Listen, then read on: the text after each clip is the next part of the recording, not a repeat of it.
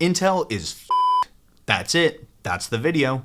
But Intel's situation is actually a great way to talk about the massive shifts happening in the computing market right now, and the huge investing opportunities that will come with them. Want to know where this trillion-dollar market is really headed, and which companies are actually worth investing in? Your time is valuable, so let's get right into it. Look, I get it. It might feel like I'm beating a dead horse named Intel, but they just had one of their worst earnings calls yet, with revenues and profits at levels that Intel hasn't seen in well over a decade. Remember this clip from last summer? Absolutely horrendous. They missed consensus by like $1.5 billion, and that is unheard of. And clearly, we didn't meet our expectations nor our shareholders' expectations. It's much worse than I think people would have thought. There's nothing to like here, at least in the numbers. Nothing. This is the bottom. We're rebuilding from here. Well, it turns out that wasn't the bottom, and they haven't rebuilt from there. In fact, one of the biggest reasons that investors loved Intel stock is because it had a massive dividend yielding over 5%. But Intel just slashed that dividend by 2/3, bringing the yield down to less than 2%. That's because there's lower demand for their products, and they're spending much more money to produce them. But that begs the question, where is all this demand going? And if Intel is such a dominant player in the computing market, why aren't they the ones meeting it? To answer that, let's turn to some real experts, starting with this quick clip from Yahoo Finance featuring Vivek Arya, the managing director and senior equity analyst for Bank of America. Is this as bad as it gets for the chip giant? That's the big question, or is there still more to come? Vivek, maybe we start with that very question. Is this as bad as it gets for Intel? Another shock and awe report from Intel. Of course, there is a cyclical aspect of it that PCs were one of the biggest beneficiaries when we were all locked up right at our homes. Some of the problems are a lot more Intel specific. They're a lot more exposed to PCs, so the declines do hurt them more. But there are competitive risks. Not just to AMD. I would also mention that part of the PC market, for example, in the past, Apple would buy their processors from Intel, and now Apple is designing their own processors. So 10% of the PC market has gone away, and there is a share shift towards ARM in the PC side. So that's one problem that I don't think gets reversed. It gets worse. Then on the data center side, yes, there is a share shift to AMD, and they benefit from that. I think the other very important issue that is happening under the surface is that there is a move from CPUs, which Intel makes, towards accelerators. So, for example, look at all the hype around generative AI and ChatGPT. Every one of those servers could have 1 or 2 CPUs, but has 7 or 8 GPUs. So that, I think, is the other structural issue that Intel is facing, that the value of computing is moving from things they are good at, which is CPU, towards GPUs, which they are not good at. So I think there is no quick fix here. Maybe the cycle gets reversed a little bit, but we feel that the issues are a lot more structural. So even if you don't think the PC market is shrinking, it's definitely shrinking for Intel. Intel's 10nm chips were initially promised back in 2016, but didn't come out until the middle of 2019. That delay was so bad that Apple ended up dropping Intel from their MacBooks to design their own chips and then have them made by TSMC. Apple was one of Intel's biggest clients at the time, so when they left, Intel lost a whopping 10% of the desktop and laptop market in one fell swoop. And that doesn't account for all of the other ARM processors that are going to keep eating into Intel's x86 market share. But guess what else? AWS is the dominant cloud computing service today, powering about 1/3 of the entire internet. And AWS recently unveiled the Graviton 3E, which is the latest data center chip that Amazon designed themselves. That doesn't mean they won't keep buying CPUs from third parties, but it does mean that the data center market will shrink for Intel over time, just like the PC market did thanks to Apple. Not just that, but it sends the signal to other cloud providers that homegrown CPUs are an option, which might further impact third-party server CPU sales. For example, Microsoft has already showcased some ARM-based CPUs for Microsoft Azure that will compete directly with Amazon's offerings, and by definition Intel's. But Vivek Arya brings up another great point. It's not just about the CPU market slipping away from Intel. The bigger trend here is that computing is moving away from CPUs and towards GPUs and accelerators, which is a market that Intel isn't even really in today. GPUs are by far the most expensive component of a PC, costing up to 5 times more than a CPU. And when it comes to data centers, a server might have 1 or 2 CPUs, but 7 or 8 GPUs, each of which costs 5 times more than a CPU. That means that data centers are spending north of 20 times as much on GPUs and accelerators as they do on CPUs, and that difference should increase even more thanks to AI applications like ChatGPT, which run on GPUs. So the stocks that we should focus on are the ones that benefit from this trend.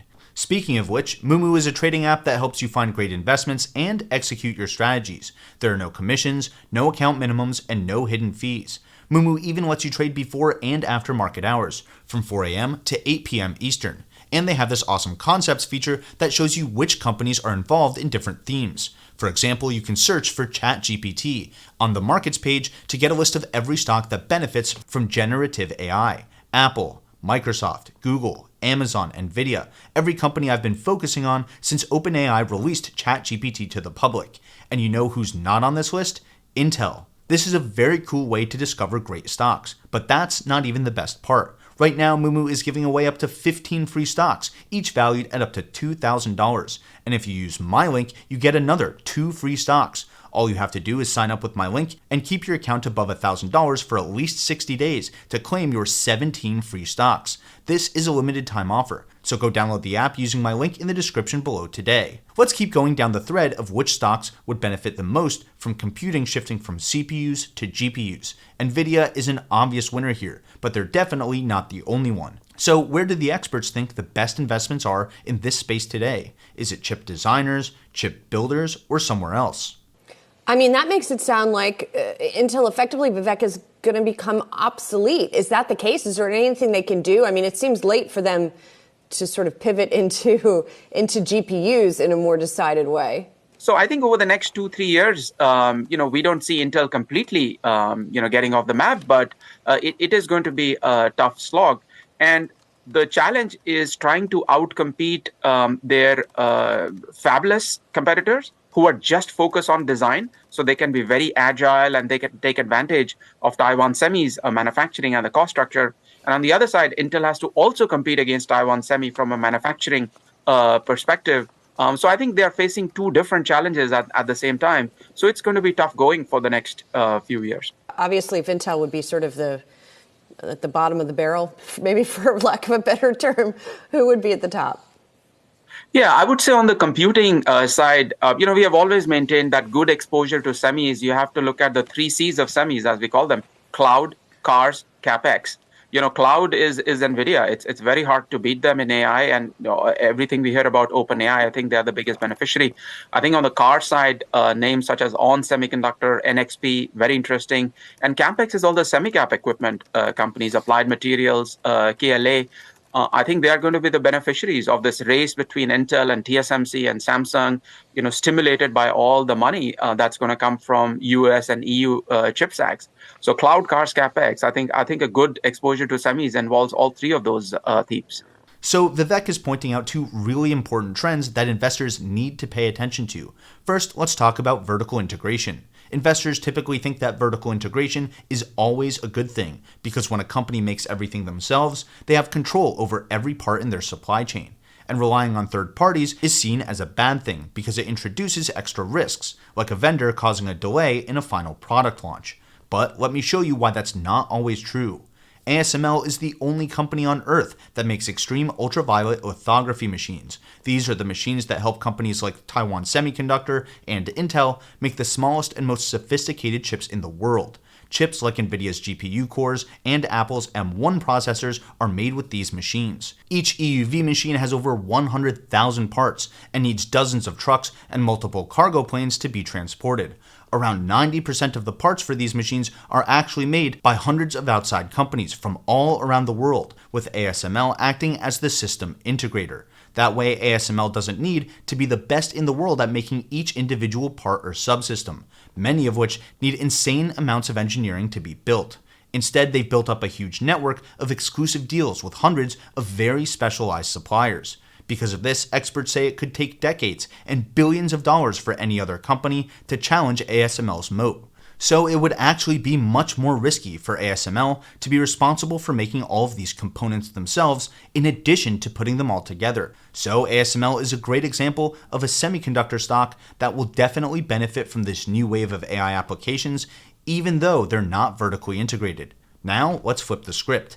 Intel designs and builds their own chips, and this vertical integration has been their downfall because even though they can design some of the best chips in the world, they face delay after delay in bringing them to market because of the issues they have with their fabrication processes. AMD is Intel's biggest competitor in the CPU market. They only design chips, which means as soon as a design is ready, they can send it to TSMC for mass production, while they go back to designing the next chip.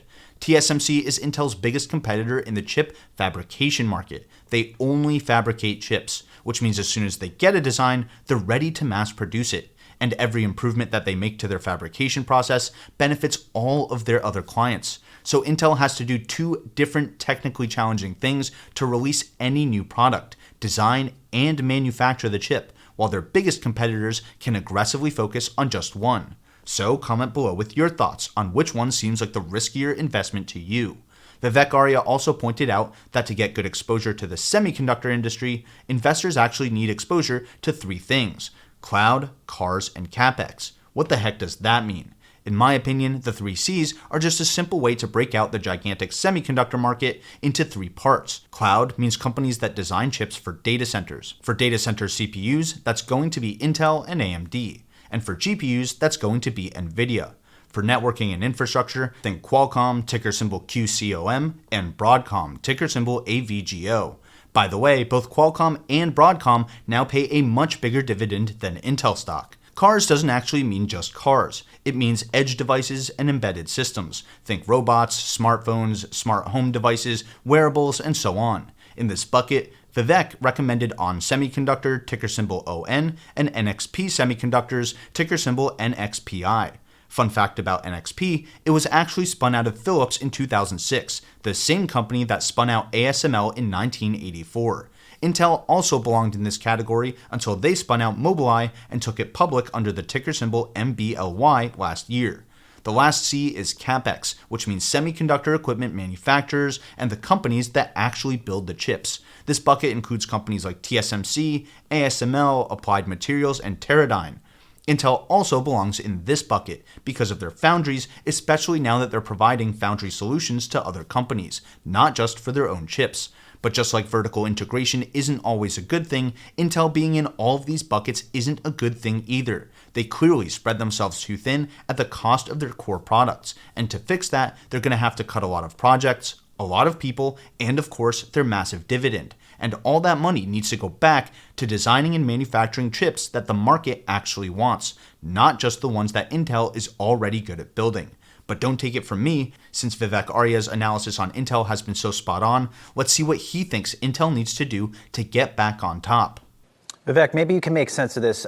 Looking at other value-creating initiatives, would that include a dividend cut? Do you think they have to raise cash to just drive the turnaround that they're trying to do over the next few years? Yeah, so first on the topic of the dividend, we are of the opinion that dividend is at risk. On a gross basis, they had a $9 billion cash burn. It's just mind-boggling how one can support a $6 billion dividend when there is so much of cash burn in the core business. So I think that is at risk. Anything that is not x86 related, which is a CPU or a PC or a server, is always at the risk of divestment because it's not something they produce in their own fab. So there could be other small parts of Intel that they could choose to divest and kind of keep the boat afloat for some time. So Vivek, given all these things considered, does that make Intel stock right now untouchable? We have an underperform. We have a $25 price objective. As I mentioned, that the risks are a lot more than cyclical. I think they are structural risks. Now, what they can try and make go right is they can, try and catch up in manufacturing. It's going to take another 1 or 2 years.